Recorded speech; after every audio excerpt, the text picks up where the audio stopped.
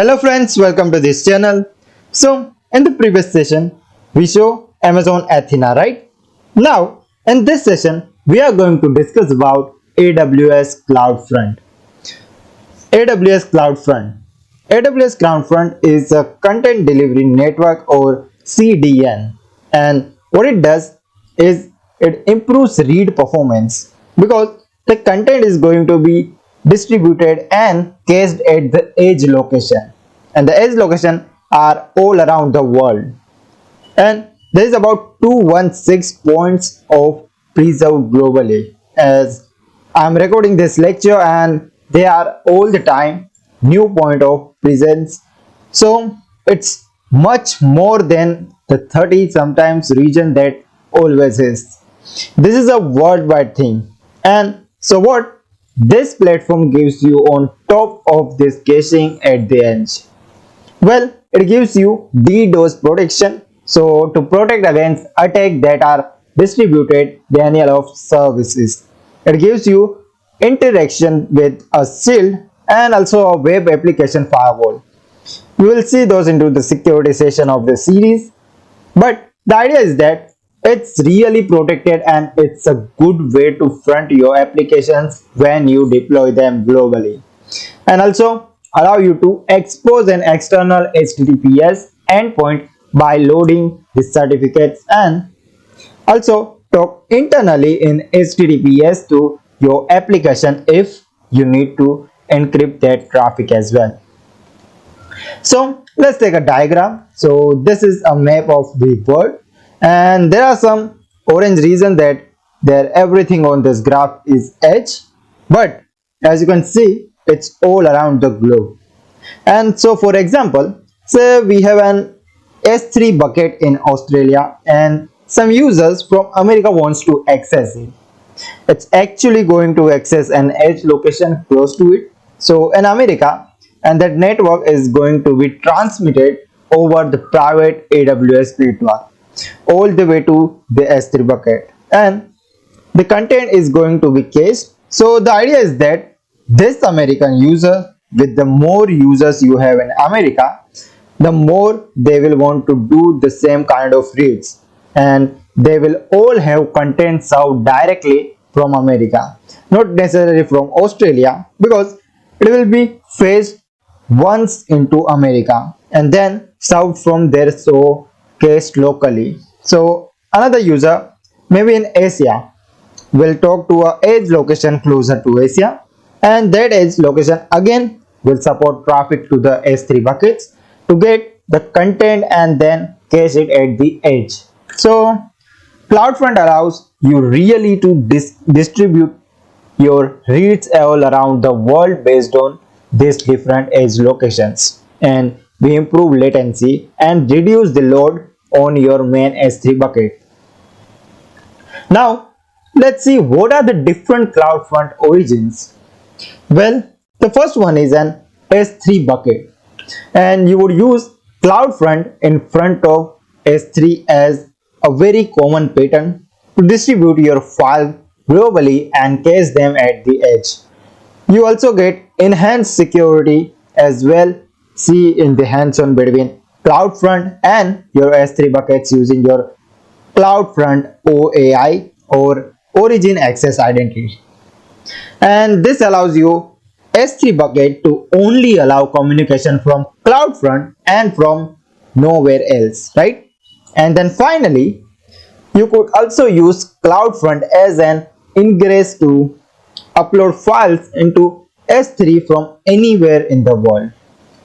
The other option is to use custom origin, and there must be an HTTP endpoints. So this could be anything that represent the HTTP protocol. So it could be an application load balancer, it could be an EC2 instance, it can be an S3 website, but we first must enable the bucket as a static S3 website and not that it is different from an S3 bucket. And this debug website, we need to enable that setting as we have seen before, right? And we could be any HTTP backend you want. For example, if it was on your own premises infrastructure. Okay. Now, how this platform work at a high level? So we have a bunch of edge location all around the globe, and they are connected to the origin we defined. It could be an S3 bucket, or it could be an HTTP endpoints, and our client wants to access our CloudFront distribution. For doing this, the client will send an HTTP request directly into CloudFront, and this is what an HTTP request would look like. There will be URL, some query, string parameters, and there will be also some headers, and then the edge location will forward the request to your origin, and that includes the query strings and that includes the headers. So everything gets forwarded on to your origin, and then your origin responds to the edge location. The edge location will be cached the response based on the cache setting we have defined and return the response back to our clients. And the next time another client makes a similar request, the edge location will first look into the cache before forwarding the request to the origin. So that is the whole purpose of having a CDN. Okay, so very simple. This is how CloudFront works at the high level. Now let's look at S3 as an origin in detail. So you have the cloud and you have your origin, which is your S3 buckets. And for example, you have an edge location in Los Angeles, and for example you have and some users want to read some data from there. So your edge location is going to fetch the data from your S3 bucket over the private AWS network and give you the result from the edge location. The idea is that for the edge location of CloudFront to access your S3 buckets is going to use an OAI, or an origin access identity, is IAM role for your CloudFront origin, and using that role is going to access your S3 buckets, and the bucket policy is going to say yes, this role is accessible, and yes, send the file to CloudFront. So this works as well for other edge location, for example in Sao Paulo in Brazil, or Mumbai, or Melbourne, or so all around the world. Your edge location are going to serve cached content from your S3 buckets, and so we can see how CloudFront can become super helpful as a CDN. Now, what if have a ALB or EC2 as an origin? The security changed a little bit, so we have our EC2 instance or instances, and they must be public because they must be publicly accessible from HTTP standpoint, and we have our users all around the world, so they will access our edge location and our edge location will access our EC2 instance. And as you can see, it traverses the security group, so the security group must allow the IPs of CloudFront edge location into the EC2 instances. And for this, there is a list of public IP for edge location that you can get on this website, and the idea is that the security group must allow all this public IP of edge location to allow CloudFront to fetch content from your EC2 instance. So that makes sense. Now what if we use an ALB as an origin? So now we have a security group for the ALB, and the ALB must be public to be accessible by CloudFront, but the backend EC2 instances now can be private. So in terms of security groups for the EC2 instance, EC2 allow the security group of the load balancer. We have seen this extensively, and for the edge location, which are again public locations, it needs to access your ALB through the public network, and so that means that your security group for your ALB must allow the public IP of the edge location, the same public IP as we had from before. So two different architecture, same concept, but we better understand network security for S3, for ALB or EC2 in front or behind, I must say CloudFront. Now, CloudFront is a CDN and it also has some really nice feature. So one of them is geo restriction. So you can restrict who can access your distribution. So you can provide a whitelist. We are saying, okay, users from this list of approved countries and only this list can go to a CloudFront. Or we can say blacklist, where we are saying, okay, the user from these countries are not allowed to access our distribution, and the way the country is determined is using a third-party geo IP database where the incoming IP is matched against it to figure out the country. So the use case for geo restriction will be when you have copyright laws to prevent access to your content and you want to prove to regulator that you are indeed restricting content access from, say, France if you have content in America. So hope that makes sense, hope that's very clear. Alright, so that's it for this theory part, and now let's go into the AWS management console and do hands-on. Okay, so as you can see, this is my AWS management console. So let's go ahead and practice using CloudFront. But first, we need to create an S3 bucket.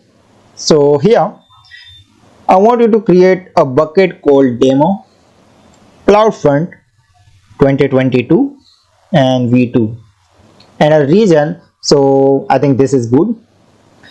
I will leave all public access blocking and simply I will scroll down, then just click on create my bucket. So this is the bucket that is going to host our website, and so click on view detail to go into the bucket, and here I am going to upload now 3 files into my bucket. So I will upload my index.html, my mountain.jpg and the castle.jpg. Upload. So all these files are uploaded, and what I want you to see is that these files, so if we take for example this index.html, we have 2 ways to access it. We can either access it using the object URL, but this is not going to work because my bucket is not public, so I am going to get an access denied, as you can see.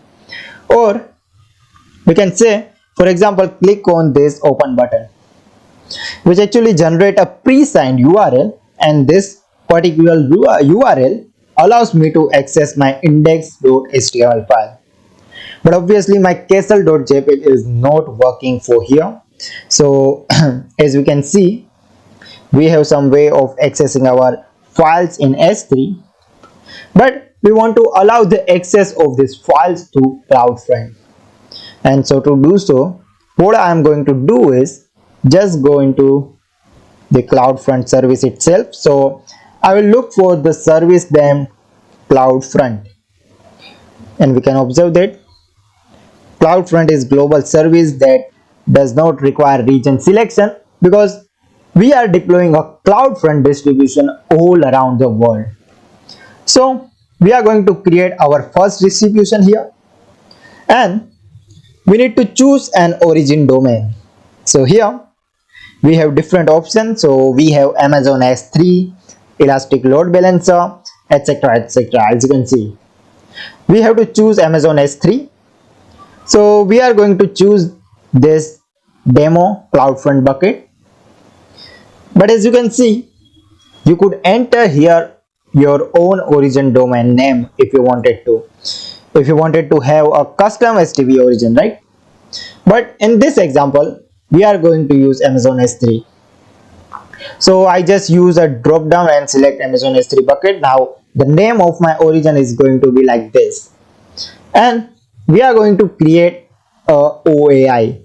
So it's an origin access identity, and this is going to available because we are using S3 bucket, right? So here we have to create an OAI.